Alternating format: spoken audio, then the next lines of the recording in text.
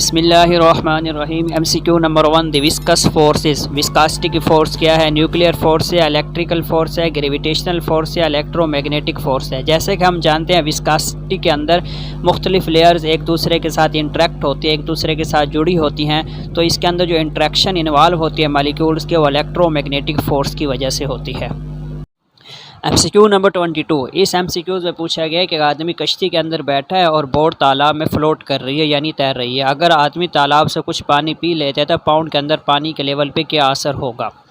जैसे कि सोल्यूशन के अंदर दिखाया गया कि पानी पीने से आदमी का वेट स्लाइटली सा इंक्रीज़ होगा, जिसकी वजह से बोट कश्ती स्लाइटली सी यानी हल्की सी सिंक थोड़ी सी डूब जाएगी, और साथ साथ जितना वेट इंक्रीज़ हुआ है उतनी ही मिकदार में पानी को वो डिस्प्लेस करेगा, जिसकी वजह से तालाब के अंदर पानी के लेवल पे कोई फ़र्क नहीं पड़ेगा यानी कि रिमेन सेम रहेगा। MCQ नंबर 23 के अंदर पूछा गया कि लिक्विड में काफ़ी सारे खसूसियात पाई जाती हैं, सबसे ज़्यादा अहम पाई जाने वाली खसूसियत कौन सी है? इलास्टिसिटी है, फॉर्मलेसनेस है, फ्लूइडिटी है, या वॉल्यूम कंजर्वेशन है।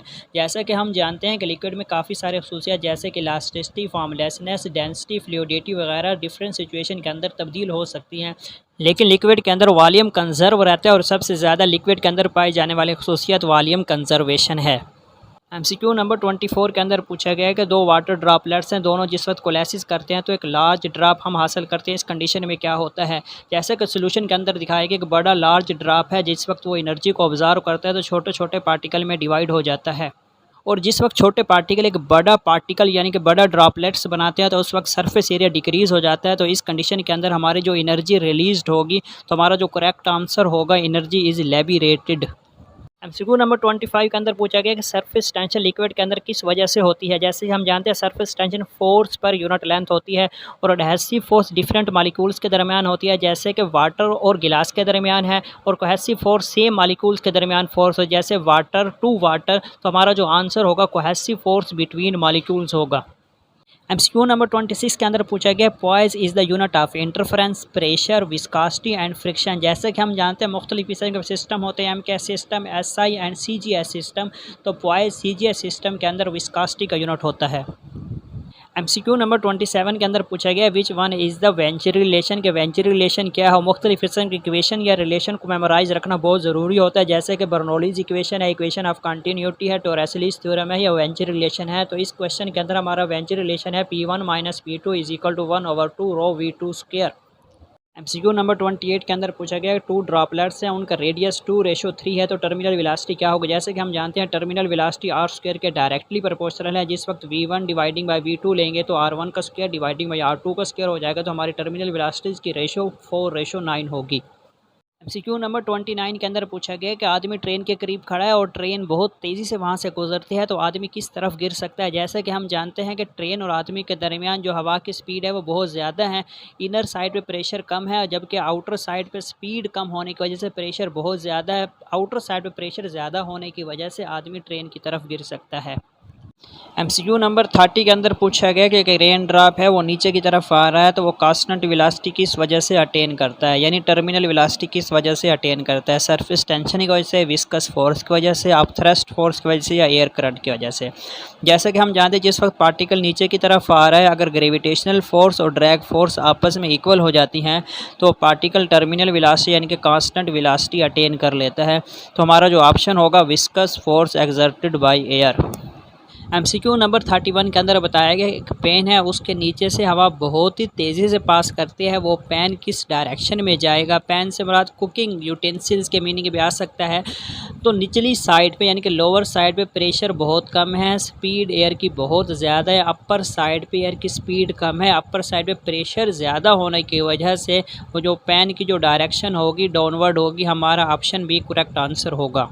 MCQ नंबर 32 के अंदर पूछा गया कि डायनामिक लिफ्ट किस वजह से होती है? बर्नौलीज़ इक्वेशन की वजह से, इक्वेशन ऑफ कंटिन्यूटी, आर्चिमीदेस प्रिंसिपल, या पास्कल लॉ की वजह। जैसा कि हम जानते हैं कि डायनामिक लिफ्ट एरोप्लेन का, फॉर एग्जांपल एरोप्लेन को ऊपर की तरफ लिफ्ट करना, लोअर साइड पे स्पीड कम होती है, अपर साइड पे स्पीड ज़्यादा होती है, लोअर साइड पे प्रेशर ज़्यादा होने की वजह से ये डायनामिकली तौर पर ऊपर की तरफ लिफ्ट करता है। नंबर 33 के अंदर पूछा गया है कि हमारे पास एक टैंक है, हम होल किस जगह पे रखें कि हमारा लीकेज स्पीड ज़्यादा से ज़्यादा हो, यानी कि जो लिक्विड बाहर की तरफ निकल रहा है उसकी वेलोसिटी ज़्यादा से ज़्यादा हो। जैसा कि हम जानते हैं according to Torricelli's theorem V = 2G H1 - H2 whole square root H1 - H2 जितना ज़्यादा होगा उतनी ही ज़्यादा हमारी क्या होगी, स्पीड होगी। तो हम होल को अगर बॉटम के ऊपर रखें तो हमारी स्पीड मैक्सिमम हो जाएगी। Hole is situated near its bottom, option C is correct answer. MCQ नंबर 34 के अंदर पूछा गया कि एक फ्लूइड है वो पाइप के अंदर से पास कर रहा है, जिस वक्त कंस्ट्रक्टेड एरिया से गुजरता है तो उस वक्त आपकी वेलोसिटी और प्रेशर पे क्या फ़र्क पड़ता है। जैसे कि हम जानते हैं according to equation of continuity, area कम होने की वजह से आपकी स्पीड ज़्यादा हो जाएगी। जिस वक्त आपकी स्पीड ज़्यादा होगी तो आपका प्रेशर लो होगा। तो हमारा जो आंसर होगा ऑप्शन डी होगा, आपकी वेलोसिटी मैक्सिमम होगी कंस्ट्रक्टेड जगह के ऊपर और आपका प्रेशर लो होगा। MCQ नंबर 35 के अंदर बताया गया कि 2 मीटर के एक सिलेंडर है, हम 4 आइडेंटिकल होल्स कर देते हैं 1.2 मीटर, 1.8 मीटर, 0.6 मीटर और 0.3 मीटर हाइट के ऊपर। तो इन होल में सबसे ज़्यादा फ्लक्स बाहर निकलने की स्पीड किसकी होगी। जैसा कि हम जानते हैं according to Torricelli's theorem, H1 - H2 के दरमियान डिफरेंस जितना ज़्यादा होगा फ्लूइड उतनी ही स्पीड से बाहर की तरफ निकलेगा। तो हमारा करेक्ट आंसर होगा 0.3 metre high, option D.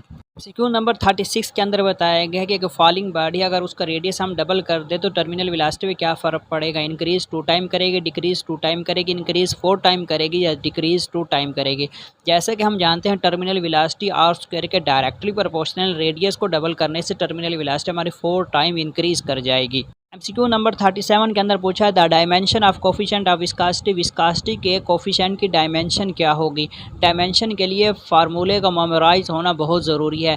F = 6/η/RV, force की वैल्यू पुट करेंगे यानी कि F = m में फोर्स का फार्मूला आना चाहिए। m की डायमेंशन पुट करेंगे, एक्सेलरेशन की डायमेंशन, रेडियस की डायमेंशन, वेलोसिटी की डायमेंशन कैलकुलेशन करने के बाद ईटे की जो डायमेंशन आएगी ml-1 t की -1, option C is correct answer. Number 38 के अंदर पूछा स्टोक्स लॉ किस चीज़ को होल्ड करता है, कौन सी बॉडी के ऊपर एप्लीकेबल है। लीनियर बॉडी पे, ओब्लॉन्ग शेप के ऊपर है, स्फेरिकल पे है या कर्व पे है। जैसे हम जानते हैं स्टोक्स लॉ स्फेरिकल बॉडीज़ के ऊपर एप्लीकेबल है। MCQ नंबर 39 के अंदर पूछा गया है कि फ्लूइड मूव कर रहा है, उसकी वेलोसिटी है, उसकी स्पीड हम किसके साथ मेजर कर सकते हैं। वोल्टमीटर के साथ, बैरोमीटर के साथ, वेंचुरीमीटर के साथ या स्फिग्मोमानोमीटर के साथ।